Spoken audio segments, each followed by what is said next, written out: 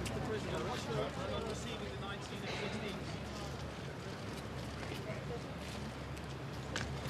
Are they enough?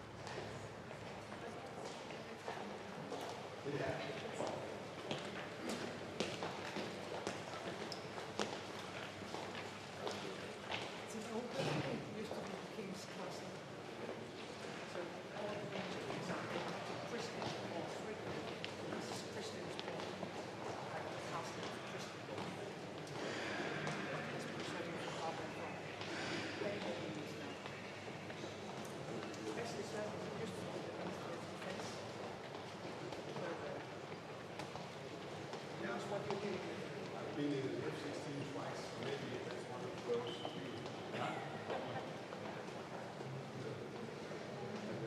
So the Prime Minister goes for a ride.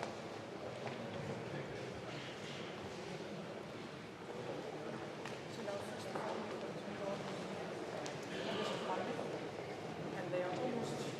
Yeah, they got an invitation last afternoon, and there's only 25 and it's not here. So that's more than when we opened the parliament. I want to meet you and your wife. Okay. No, you've lost. Okay, thanks so much.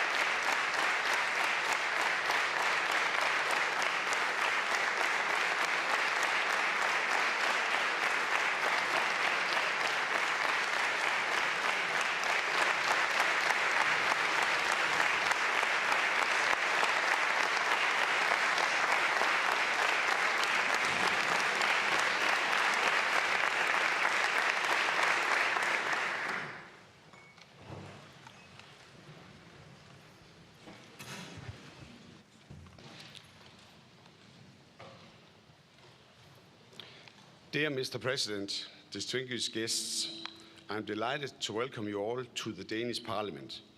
It is a great honor to have you all here today. Also a warm welcome to the First Lady, the Minister of Foreign Affairs, the Chief of Staff, His Excellency the Ukrainian Ambassador, and members of the Ukrainian delegation. In the early hours of the 24th of February last year, we were all shocked to learn that the Russian aggressor had invaded parts of Ukraine. The free world will for always remember this day as a day of shame for Russia. The Danish Parliament stands in solidarity with Ukraine. You can rest assured that we will continue to do so. Ukraine must prevail in its struggle for freedom. Denmark and Ukraine share the same values of democracy and nations' right to self-determination ensured in the United Nations Charter. Your visit underscores the strong bonds that exist between our two nations. On behalf of all my colleagues, of all the members of the Danish Parliament, it gives me great pleasure to say that Ukraine has our full, you have our full support, our deepest respect and sympathy. All the political parties in Denmark are unified when it comes to military, financial and humanitarian support to Ukraine. Ukraine belongs to the European family. Ukraine's struggle is therefore also Denmark's struggle. Together with millions, I have noticed your remark, I need ammunition, not a riot. It says a lot about your personal character and your determination to win the war for Ukraine, for your people, for freedom. Mr. President, I've never met you before in person, but somehow it seems to me that I already know you pretty well. I have, like my colleagues in this room, I've seen you many times on television, and I have the utmost respect for your dedicated leadership in these difficult times for your country. You are a guiding star for your people in Ukraine, for the people around the world. You addressed the members of the Danish Parliament by a video link more than 14 months ago. At that time, the members saw you on the video screen in the very same room where we are today.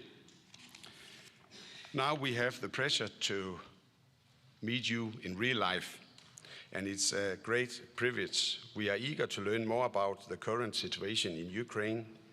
Mr. President, the floor is yours. Welcome.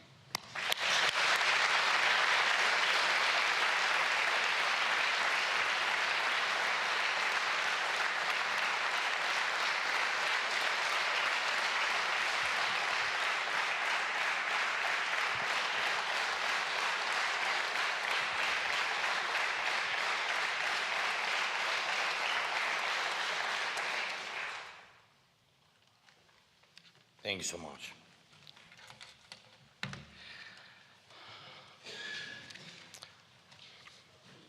You don't need it, I will speak in English. Thank you so much.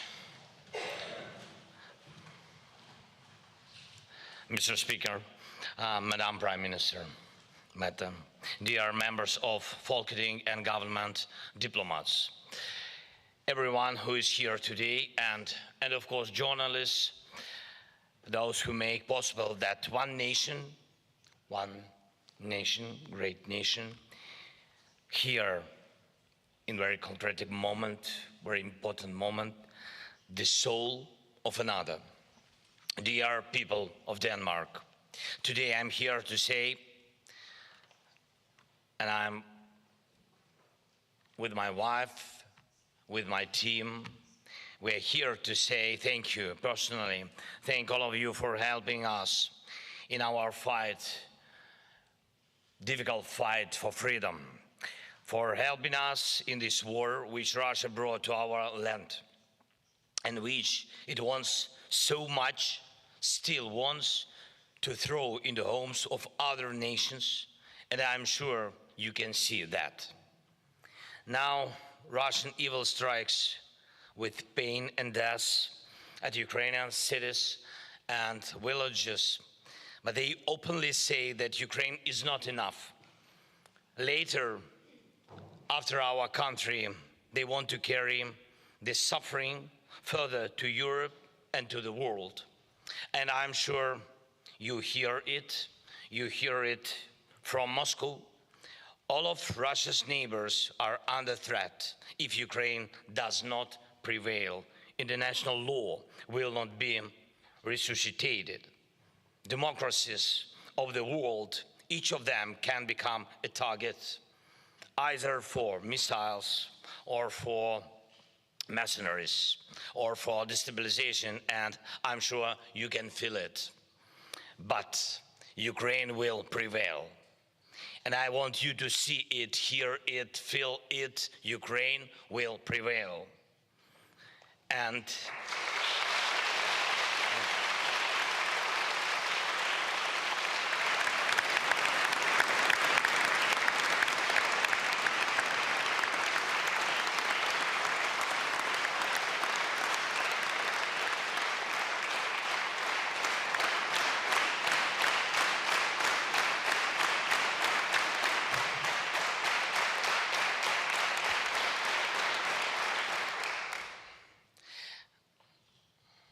And these are not just words. It is a fact that follows from what we believe, we Ukrainians, Danes, all Europeans, every nation that stands with us, stands against the blows of the war, and will stand further. When Putin ordered this invasion, he only believed in the length of his armed vehicles column, in power of explosions of Russian missiles. He believed that cruelty is capable of rewriting the history of an entire continent, erasing this history, pushing it back a century, yes, to crush everything that makes our continent and our countries peaceful. He believed only in force. In force without humanity. He trusted violence, and that is why he is weaker. We believe in something completely different, and that is why we become stronger, all of us, together with you. Thank you.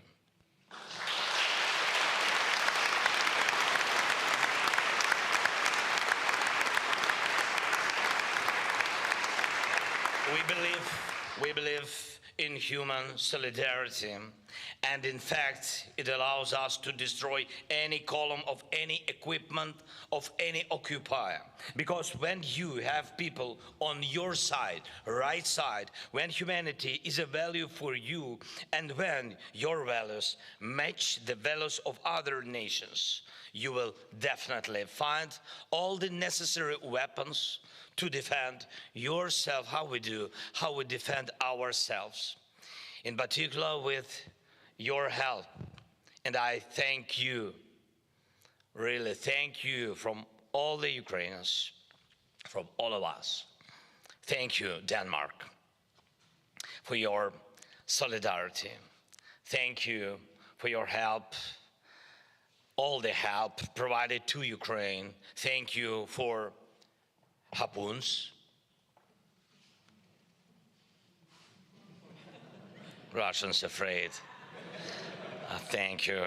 Caesars, leopards, breadless, drones.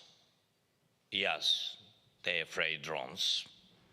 And artillery. And thank you for demining machines. All this service freedom.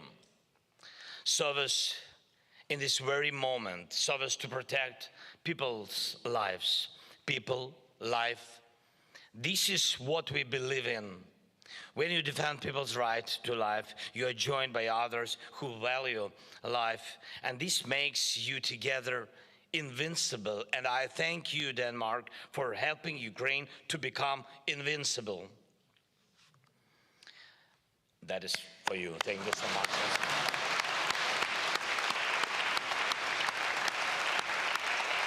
Thank you.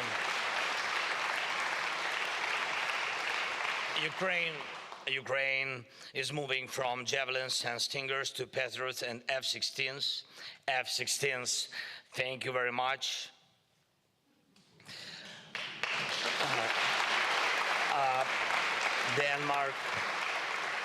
Denmark, thank you for F-16.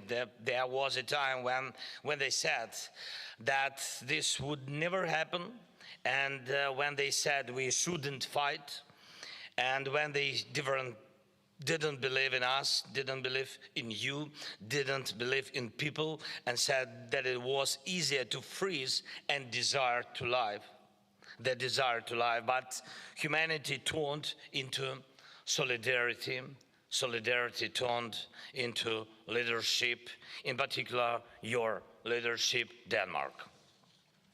And it is leadership that multiplies our collective strength. People value strength. Strength helps, but strength is not always primary. Strength is a consequence of who you are and who is with you, whom you respect and who respects you, whom you want to see in your home and who wants to see you, whom you trust and who trusts you. We trust you, Denmark. Thank you.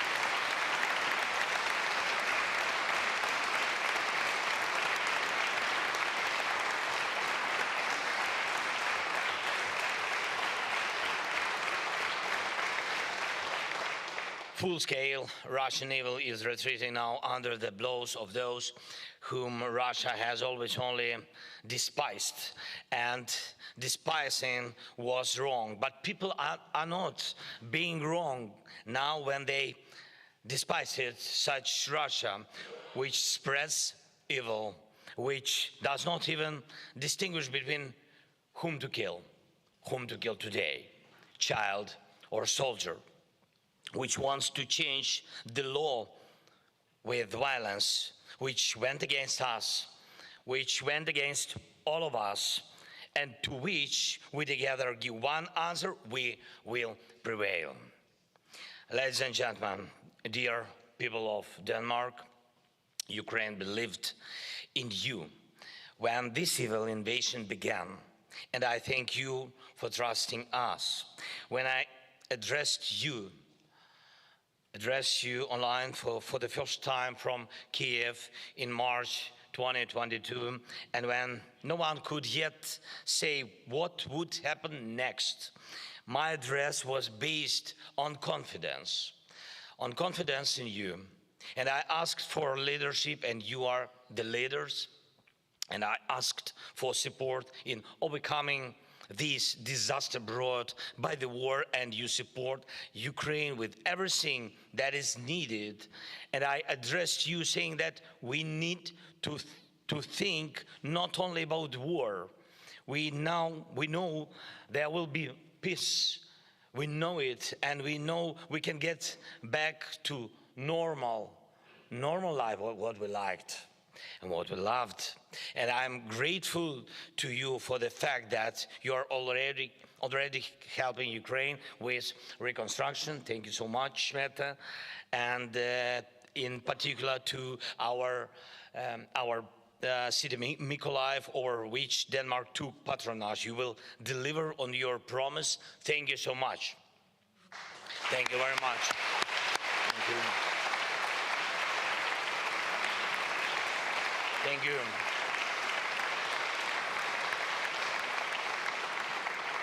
I addressed you at the beginning of the full-scale war, but I already knew that you would not give in to fear, and you defend your principles, our values, and the future of Europe, free, peaceful, and what is very important, united. Europe in which we will always be united only by cooperation within the European Union, within NATO, and cooperation between us on a bilateral level, and we will never be divided by the evil of any occupation or any totalitarian custom. Because we will always protect our freedom and never lose our faith in people, in humanity, and in each other.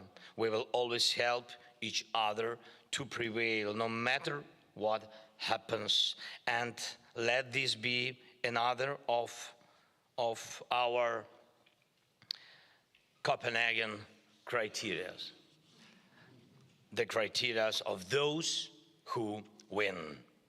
Thank you, Denmark. Thank you.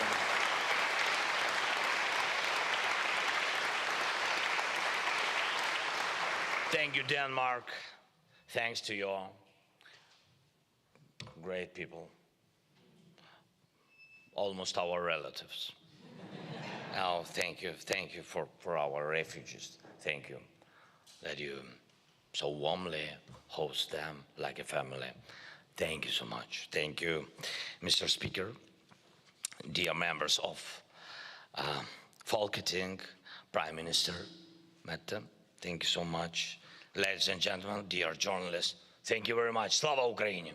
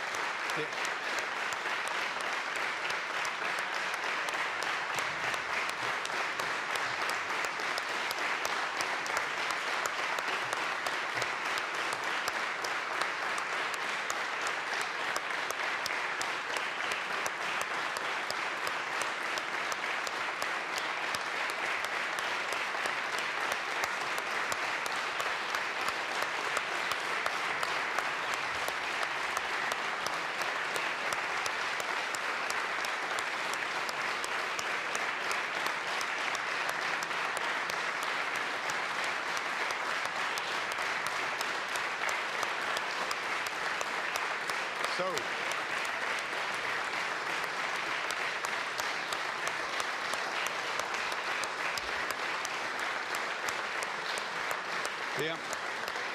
dear Mr. President, I think the reaction speaks for itself. Thank you very much for a very inspiring speech. As I said before, our hearts goes out for the Ukrainian people. You will meet some of those wonderful people later this morning. So in a few seconds we will leave the room and you will have the opportunity to address some of the members of parliament as well as other people for the civilian society. So once again, dear Mr. President, thank you very much for your speech. And again, a warm welcome, and please, you can escort me to the center of the universe, at least the Danish universe, and that's just out here.